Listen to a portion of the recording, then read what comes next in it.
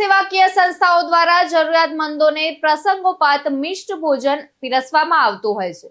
ત્યારે ઉનાળાની સિઝનમાં જરૂરિયાતમંદો લોકો કેરીનો રસાસ્વાદ માણી શકે તેવા હેતુસર દર ઉનાળાની સિઝનમાં પાટણ જૂનાગંજ અનાજ બજાર એસોસિએશનના પ્રમુખ મહાસુખભાઈ મોદી દ્વારા પોતાના માતા પિતાની પુણ્ય યાદમાં શહેરના બદ્રીદાસની વાડીમાં કાર્યરત શ્રી રામ નામ અન્ન ક્ષેત્રમાં ભોજન માટે આવતા જરૂરિયાતમંદ લોકો તેમજ ભિક્ષુકોને જૂનાગઢના તલાલા ગીરની કેરીનો રસાસ્વાદ ચખાડવામાં આવ્યો હતો।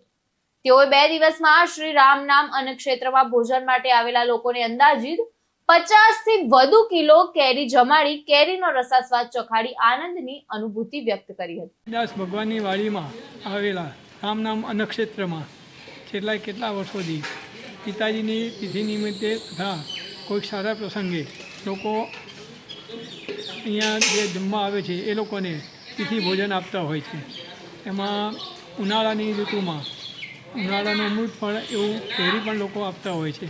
હું કેટલાય વર્ષોથી એ આ દિવસે કેરીનું લોકોને જમણવાર આપવા આવું છું અને મને આત્મસંતોષ મળે છે। શું નામ આપણું? મહાસુખભાઈ મોદી।